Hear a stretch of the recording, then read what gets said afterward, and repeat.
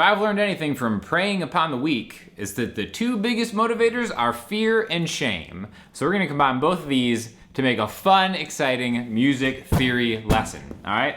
So one thing that a lot of musicians are afraid of are extended chords. Anytime you hear like a word or a number after the name of a note, things go off the rails really quick. So I'm gonna do my very best to simplify extended chords in the easiest way possible. We're gonna do only 3 strings on your guitar, all right? So I'm just gonna have my thumb on the E string, my pointer finger is gonna be on the D string, and my middle finger is gonna hit the G string. So if I hit them all together, it'll sound like that.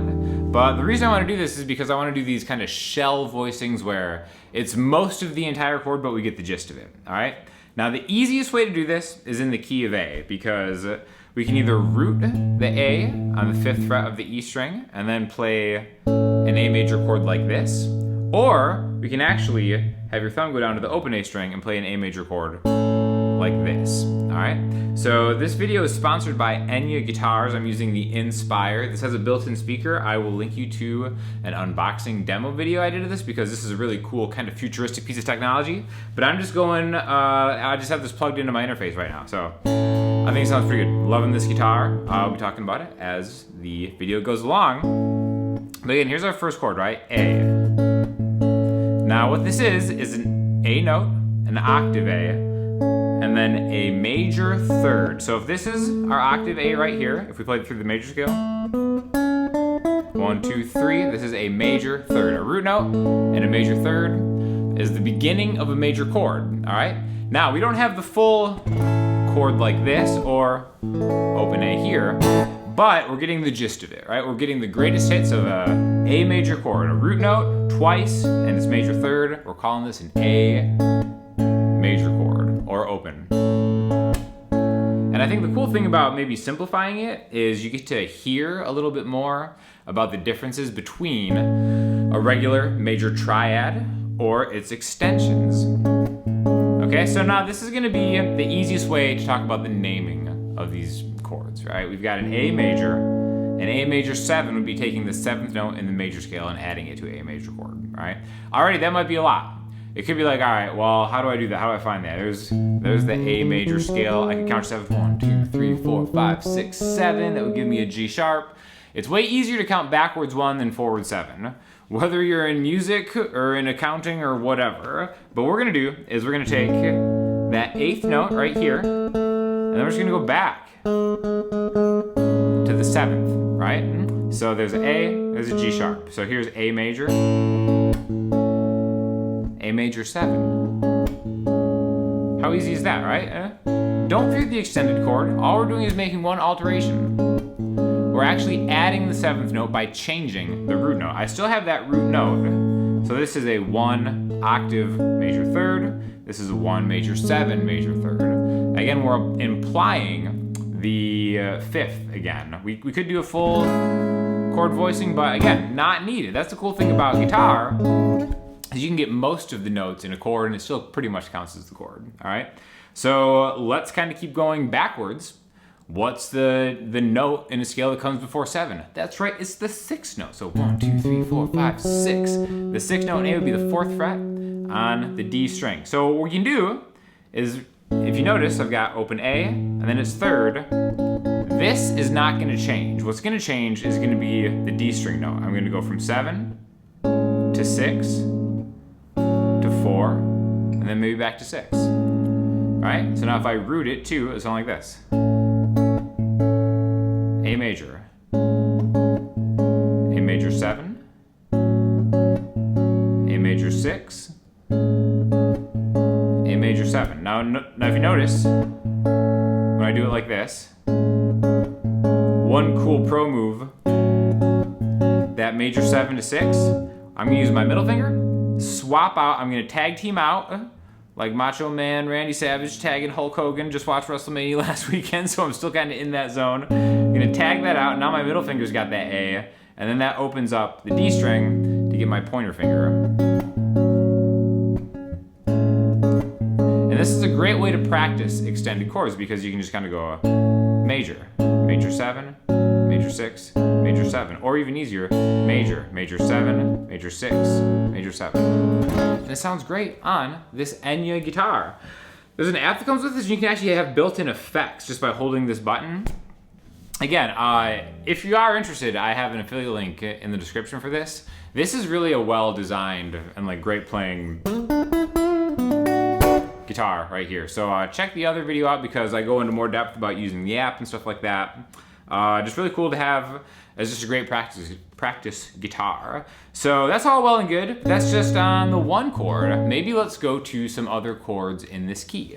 Let's do the same kind of exercise, but let's mess around and go to the 6th chord. All right, so now this is gonna be an F sharp minor 7. We're gonna do the same thing. The 6th chord in any key, you just go to the root note and go back 3 frets. You can think about that as a relative minor in the 6th degree of the key, but don't, because that's too hard. We're already muddying up what we're doing here. We're keeping this light, we're keeping it simple. We're just gonna go back 3 frets, and then this is gonna be the easiest one here because it's just a root note, and then the same fret for all the other strings, right? So 2 on the E string, 2 on the D string, 2 on the G string. And that's the 6th chord in the key. You may have noticed, be like, all right, well 6, we already did a major 6, yeah, because A, B, C sharp, D, E, F sharp is the 6th note. When we root the chord on that note, it becomes a minor chord. The 6th degree in any key is minor, and we're doing a cool little minor 7 shell voicing here. All right. Now, if you notice, be like, all right, well, does the same naming thing apply? It's like, all right, well, an F sharp minor, maybe you've tried to play that unholy chord, which looks like this, 2, 4, 4, 2, 2, 2. That's a tough one to get down. What's much easier is just taking the greatest hits. We have the root note. If we play the minor scale, which looks like this, 2, 4, 5, 4, 5, 2, 4, 1, 2, 3, 4, 5, 6, 7, 1 to 7. There's a minor 7, an F sharp minor 7. That's the name of the chord, right? So the name of the chord, while at first is confusing, is actually very helpful once you understand how it's built, because the name of the chord is literally the instructions and how to make it, right? Now remember, before for the A, the G string, the difference between my root note and the G string is 1 fret offset. If my root note is on the 5th fret, the major 3rd is on the next fret, so that'd be the 6th fret, right? Now, if I'm doing a minor chord, it has what's called a minor 3rd. The cool thing about minor 3rds in relation to the E string and the G string is they're on the same fret, right? So this would be F sharp major. We flatten the 3rd to make it minor, would be another way to say that, right? There's an F sharp minor. And a cool thing to do is go back and forth between maybe the 1 chord and the 6th chord. 1, back to 6, up to 1. And the cool thing about how I'm playing is I'm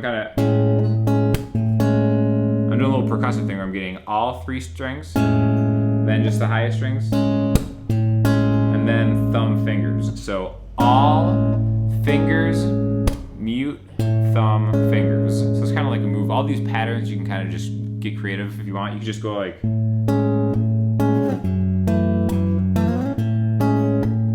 root, fingers, right? The cool thing about this shape is we can do it on any of the other chords in this key. So if we want to go in the 2 chord, remember major scale, A, B, C sharp, 5, 7, 9. We can take this and go 7 to the 9th fret, to the 2nd fret. And the way to name this progression would be a 2, 3, 6. 6 again. Then back to our first little thing here. A major 7.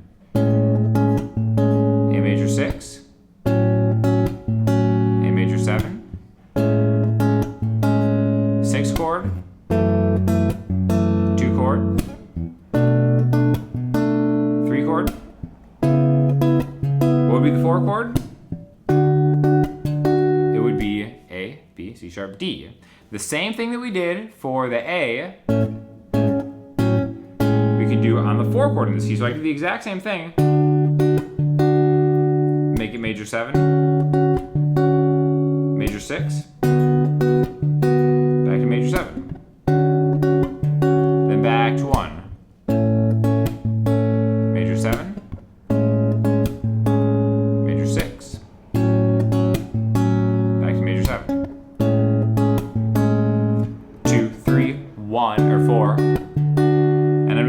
thing, right? So I have kind of a symmetry of what I have going on here. And then we could go 5, 1. So let me know if you want to do another, if you want me to do another video showcasing the other chords. I think this is enough for one thing to just practice, going back between the 1 and the 4 and the 2, 3, and 6. Now we're leaving out the 5 and the 7 chord. Like I said, please let me know if you guys want to hear more about that, because those are a little trickier because we can't use the exact same shapes. Like for example, in this key, E would have an E7 chord and G sharp would have a G sharp minor 7 flat 5 chord. But that could be a little bit, you know, a little bit more complicated, but we don't want to overload you right now. This is just a very simple lesson talking about how you can take some of these shapes that may have been mysterious to you and then to inspire you to practice some jazzier sounding stuff, which was a pun because this is the Inspire Guitar by Enya. Oh, here, watch this. So I'm just gonna unplug this and then I'm gonna hold the button right here. And what that's gonna do is that's gonna activate and turn on the speaker. So now I don't even have to be plugged in. Now I can actually have some distortion.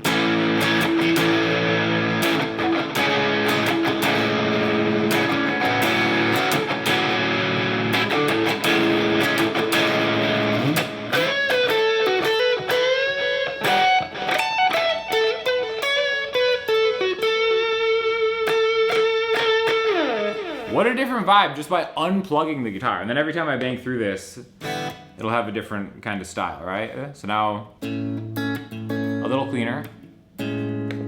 Again.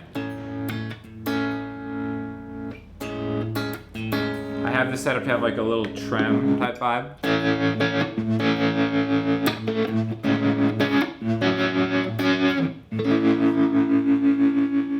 And then I can use this as a volume knob, and again, still go through the 5-way switch and the pickups. What a cool, innovative guitar. So, thank you to Enya for sponsoring this video. Like I said, there will be an affiliate link in the description, and the best part of all, it's purple. So yeah, let me know if you have any questions. If you want to see more videos like this breaking down kind of like simple extended chords and what you can do with them, let me know in the comment section, and I will talk to you next time.